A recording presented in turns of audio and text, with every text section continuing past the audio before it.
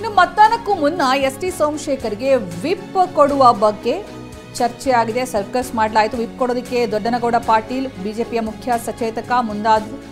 ಈ ವೇಳೆ ಬ್ಯಾರಿಕೇಡ್ ದಾಟಿ ಸೋಮಶೇಖರ್ ತಪ್ಪಿಸಿಕೊಂಡು ಹೋಗಿದ್ದಾರೆ.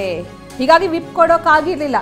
ಎಸ್ ಟಿ ಸೋಮಶೇಖರ್ ಅವರಿಗೆ ವಿಪ್ ನೀಡಲಾಗದೆ ಸಚೇತಕ ವಾಪಸ್ ಬಂದಂತಹ ಘಟನೆ ಕೂಡ ನಡೆಯಿತು. ಹೀಗಾಗಿ ಸೋಮಶೇಖರ್ ತಮ್ಮ ಕಡೆ ಗಮನಿಸದೇ ತೆರಳಿದ್ದ ಬಗ್ಗೆ ಸಚೇತಕರು ಮಾಹಿತಿಯನ್ನು ಕೊಟ್ಟರು ಆರ್ ಅಶೋಕ್ಗೆ.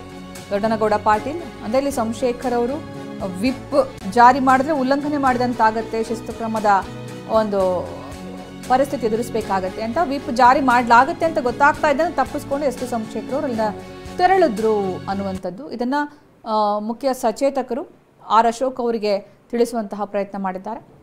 ಎಸ್ ಟಿ ಸೋಮಶೇಖರ್ಗೆ ವಿಪ್ ಕೊಡೋದಕ್ಕೆ ಸರ್ಕಸ್ ಮಾಡಬೇಕಾಯಿತು. ವಿಪ್ ಕೊಡೋದಕ್ಕೆ ಮುಂದಾದ ಸಂದರ್ಭದಲ್ಲಿ ಅಲ್ಲಿಂದ ಬ್ಯಾರಿಕೇಡ್ ದಾಟಿ ಎಸ್ ಟಿ ಸೋಮಶೇಖರ್ ಸೀದಾ ನೇರವಾಗಿ ಹೊರಗಡೆ ತೆರಳುತ್ತಾರೆ. ಹಾಗಾಗಿ ಅವರಿಗೆ ವಿಪ್ ಕೊಡೋದಕ್ಕೆ ಸಾಧ್ಯ ಆಗೋದಿಲ್ಲ. ಹಾಗಾಗಿ ಇಲ್ಲಿ ಎಸ್ ಟಿ ಸೋಮಶೇಖರ್ ವಿಪ್ ಉಲ್ಲಂಘನೆ ಮಾಡಿದ್ರು ಅಂತಲೂ ಹೇಳೋದಕ್ಕೆ ಆಗೋದಿಲ್ಲ. ಸೋಮಶೇಖರ್ ಇದೀಗ ವಿಪ್ ಅವರಿಗೆ ಜಾರಿ ಮಾಡುವಂಥ ಸಂದರ್ಭದಲ್ಲಿ ಅವರಲ್ಲಿ ಸಿಗಲಿಲ್ಲ.